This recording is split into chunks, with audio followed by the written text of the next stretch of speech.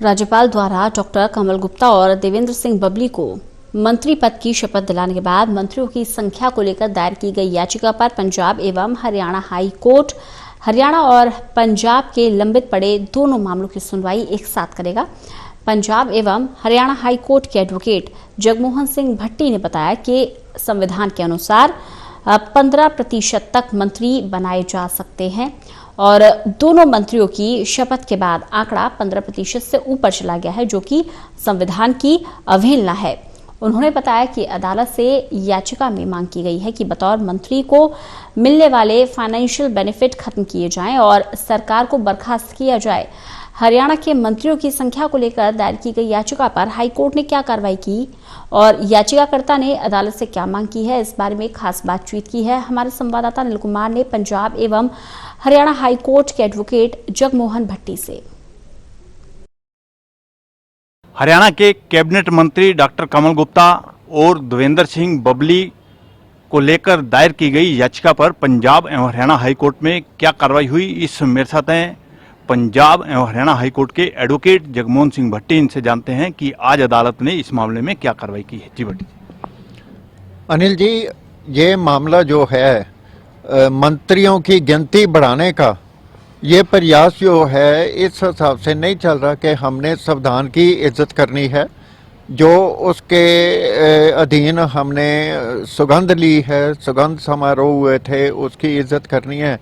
तो ये किस बात की जो है, अगर संविधान की अवहेलना ही करनी है इन्होंने, या इन्होंने इस संविधान की प्रोविज़न जो है उसको नहीं मानना है, तो फिर ये मंत्रिमंडल कैसा हुआ? ये सारे मंत्रिमंडल ने जो अपनी 2 की गिनती बढ़ाई है और आंकड़ा जो है 15% से ऊपर बढ़ गया है, तो इसका मतलब ये है कि ये संविधान की जो है मान सम्मान नहीं करते, उसका वायलेशन करते हैं, सुप्रीम कोर्ट का वायलेशन करते हैं ऑर्डर्स का। और जो हमारी हाई कोर्ट ने 15% का जो आंकड़ा था उसको प्रमाणिक सिद्ध किया है। मेरी ही 2 रिटें थी, पंजाब की और हरियाणा की, जिसमें प्रमाणिकता उन्होंने दी है, मोहर लगाई है, ये ठीक है अमेंडमेंट जो संविधान की है, तो इसकी भी कंटेम्प्ट है। अगर ये देखा जाए तो ये 2 मंत्री बढ़ा के इन्होंने अपनी पॉलिटिकल एस्पिरेशंस को पट्टे डाले हैं,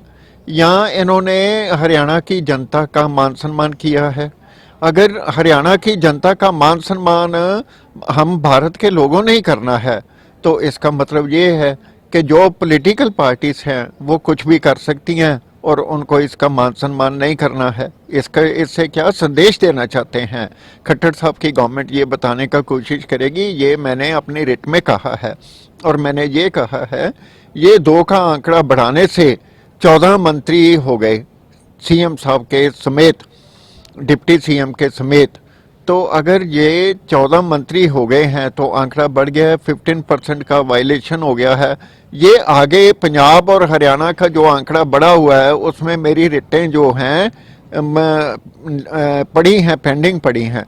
अगर पेंडिंग पड़ी हैं उसके साथ इसका भी फैसला होगा, तो ये देखना होगा कि निर्णय क्या होता है। अगर हमारी हाई कोर्ट ने थोड़ा सा इसमें कंसंट्रेट करके इस आंकड़े को थोड़ी सी प्रमाणिकता दी होती, तो मेरे ख्याल में ना तो हरियाणा गवर्नमेंट इसको वायलेट करती, ना पंजाब गवर्नमेंट वायलेट करती, तो ये एक वन फॉर ऑल जो है एक सेटलमेंट हो जाती। जैसे चीफ पार्लियामेंट्री सेक्रेटरी के जो केस थे वो मैंने किए थे, पंजाब के 21 डिसमिस हुए थे, खट्टर गवर्नमेंट के 4।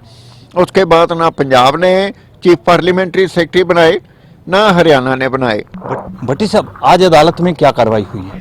आज अदालत ने ये कहा, अगर 2 केस जो हैं पेंडिंग हैं, पंजाब का और हरियाणा का, इसी आंकड़े के ऊपर यही पॉइंट इन्वॉल्व है, तो इस केस में भी इसी के इन्हीं केसों के साथ इसकी सुनवाई होगी। भट्टी साहब, अदालत में मामले की अगली सुनवाई कब होगी? ये देखना पड़ेगा कि जो रजिस्ट्री है वो कोविड कारणों से कैसे इसको फिक्स करती है, किस बेंच के ऊपर फिक्स करती है। अगर मैं देखूंगा मेरे को कोई एप्लीकेशन मूव करनी है इसकी अर्ली हीयरिंग की, तो मैं उसमें जो है अपनी विशेष एप्लीकेशन बना के उसमें ये कहूँगा माननीय अदालत से मैं रिक्वेस्ट करूंगा कि इसकी सुनवाई जल्दी से जल्दी हो सके, क्योंकि अगर ये मामला पेंडिंग नहीं होता तो मेरे ख्याल में आज जो मेरे को ये मामला हाई कोर्ट के सामने लेके आना पड़ा है, इसकी ज़रूरत नहीं पड़ती। भट्टी साहब, आपने याचिका में अदालत से क्या मांग की है? मैंने ये कहा है जितना भी खर्चा पड़ रहा है इन मंत्रियों के कारण या इनके ऑफिस का, उसका जो है फाइनेंशियल बेनिफिट्स वो ख़त्म किए जाएं, और जो है आगे कुछ ना दिया जाए इनको। जो पर्क्स या कुछ भी बतौर मंत्री मिलते हैं वो इनको नहीं देने चाहिए और ना मिलने चाहिए। और जो ये सरकार है इसको डिसमिस करना ही अब एक नया प्रयास है जो मैंने इस रिट में किया है और करूंगा। और बेनती करूंगा सरकार से, अगर ये अपने संविधान की सुगंध लेके उसका जो है मान सम्मान नहीं करते, उसको वायलेट करते हैं, तो मेरे ख्याल में इस सरकार का चलते बनना ही लोकहित में है। ये दो मंत्रियों की जो गणना इन्होंने की है वो इनके हक में नहीं है, और किसी तरह भी कॉन्स्टिट्यूशनल जो है कंटेम्प्ट है, ये जो है किसी तरह से भी माननीय जो हमारी है 15% का आंकड़ा की अमेंडमेंट है, पार्लियामेंट की कंटेम्प्ट है। और इससे ऊपर जो हमारी मानयोग हाई कोर्ट की खंडपीठ जस्टिस सारों की खंडपीठ ने दिया था फैसला, ये 15% की प्रामाणिकता है, इसके ऊपर मोहर लगी है, तो उसकी भी मेरे हिसाब से कंटेम्प्ट है। मैं देखूंगा रुख क्या करना है। भट्टी साहब, जो आपने पंजाब का बताया, पंजाब का क्या मामला है साथ? पंजाब में भी ऐसे ही जो कैप्टन गवर्नमेंट के मंत्री थे उनको कुछ लोगों को इन्होंने क्या किया था, बैकडोर एंट्रीज दी थी, उसमें एक दो मंत्री बना दिए थे। अगर मैं भूलता नहीं हूं तो बलबीर सिंह सिद्धू भी एक मंत्री थे पंजाब के जो आंकड़े से आगे निकल गए थे। और तो और इन्होंने कोई 8-10 जो है ओएसडी के टाइटल के नीचे कुछ को जो मंत्री का जो विशेषाधिकार है या पद हैं वो दिए, उसका भी मैंने जिक्र किया। और मैं पीआईएल में आया और उन लोगों ने यहाँ कोई ऐसा काम नहीं किया कि वो अपना चार्ज लें या काम करें। इस हिसाब से अगर मैं ये कहूँ तो मेरी रिट हाई कोर्ट का फैसला आने से पहले ही अलाउ हो गई, तो इसमें कोई गलत बात नहीं। ये थे मेरे साथ पंजाब एवं हरियाणा हाई कोर्ट के एडवोकेट जगमोहन भट्टी। इन्होंने बताया हरियाणा और पंजाब में मंत्रियों की संख्या को लेकर हाई कोर्ट में याचिकाएं दायर की गई हैं। वहीं उन्होंने बताया कि पंजाब और हरियाणा दोनों के मामलों की इकट्ठी सुनवाई होगी। Anil Kumar, total news, Chandigarh.